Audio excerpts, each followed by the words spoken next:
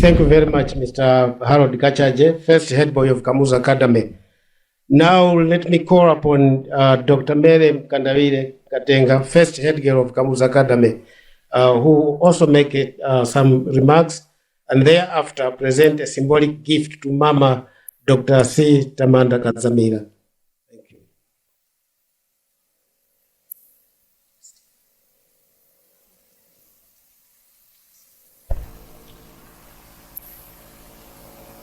Your Excellency, the guest of honor, President of the Republic of Malawi, Dr. Lazarus McCarthy Chakwera, and Your Excellency, Madam Chakwera, all protocols observed.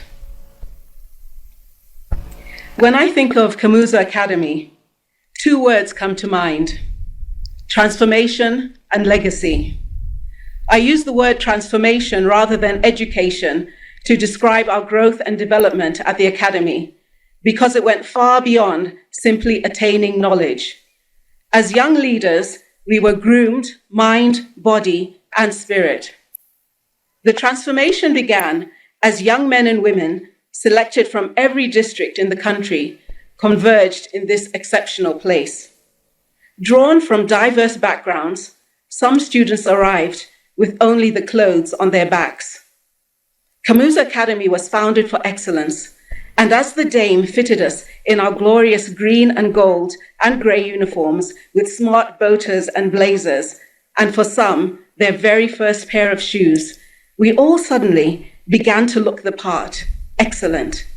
And even more than that, we all looked alike. And that was the beauty of the Academy. It leveled the playing field. It gave young people who could never have imagined participating in such an extraordinary experience the opportunity of a lifetime. Kamuzu Academy changed the trajectory of young people's lives. Like the young man who, as a Form 1 student, one lunch hour, found himself with a friend seated at a table with some of the most senior girls in the school at the time, myself and my friends, head girl and prefects. The two boys didn't know how to use a knife and fork. As they struggled to manipulate the unwieldy utensils, his friend stabbed at a boiled potato, which promptly flew off his plate, rolled under the table, and landed on my friend's shoe. The poor boy was so embarrassed, he was unable to finish his meal and left the dining hall hungry that day. I heard that story for the first time a couple of weeks ago during the 40th anniversary events that were held in the run-up to today. I have no recollection of the event at all. But even though I don't remember it, two things struck me about the story. First, how far the boy who didn't know how to use a knife and fork has come. Prior to the Academy, he had no aspirations to leave his village. He had no knowledge or experience of anything wider. Without the Academy, he'd probably still be in the village today. Instead, he's a senior bank executive, contributing to building the economy of this nation and making a difference in his home village in ways that would otherwise not have been possible. A perfect embodiment of what the Academy represents: transformation and legacy. The Academy transformed him, and now he can leave a greater legacy. The other thing that struck me about this story was how a seemingly insignificant incident remains a vivid memory. For me, the incident passed by unnoticed, and yet I played a significant role in it. As someone who now trains leaders, this story was a powerful reminder to me that leadership is influence. As leaders, we are always influencing, whether we're aware of it or not. If my friends and I had been more aware, I wonder if perhaps we could have had a more positive impact on the memories of two young boys. And I wonder how often I continue to blunder through life, leaving an impact for better or worse and not being aware of it. As leaders, we are always leaving people, better or worse, for having been in contact with us. We are constantly creating our legacy. And our legacy ultimately is the transformation of the lives of those we touch. Leadership is influence, and with influence comes a weighty responsibility. The poet W.B. Yeats wrote, "I would spread cloths under your feet, but I, being poor, have only my dreams. I have spread my dreams under your feet. Tread softly, because you tread on my dreams.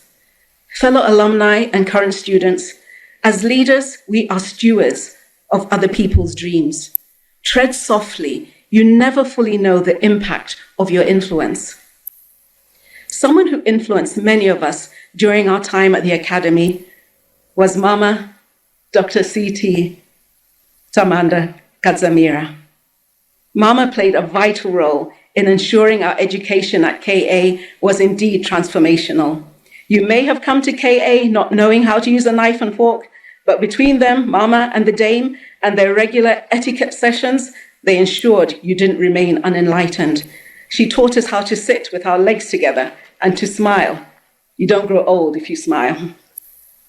When I asked alumni girls to share their memories of Mama, they consistently spoke of her style. Elegant, always immaculately dressed with beautiful skin, carrying out her duties with dedication and grace, loving and caring, taking time to listen to us, to watch our performances. One girl even recalled how Mama had stayed with her in sickbay when she was unwell. Mama truly was a mother to us, full of advice as mothers often are, especially when it came to boys. When dancing with boys and they come closer to you, just step on their feet to maintain distance. Mama told us not to allow boys to touch us. She told us to tell them, "Don't touch me, my body is precious." And when a boy says, "I love you," what he actually means is, "I love myself and I want something from you." I must confess, when it came to Mama's advice on boys, I wasn't very obedient. I met a boy at a bus stop when we were both on our way to KA in September 1981. We officially became boyfriend and girlfriend at KA in December 1982. But I'm happy to tell you, Mama, we eventually married and we're still together up to today. The dream of our founder was for Kamuzu Academy students to be recognized for our excellence at home and abroad. Through Kamuzu Academy, he provided the environment that facilitated our transformation, and we remain an important part of his legacy.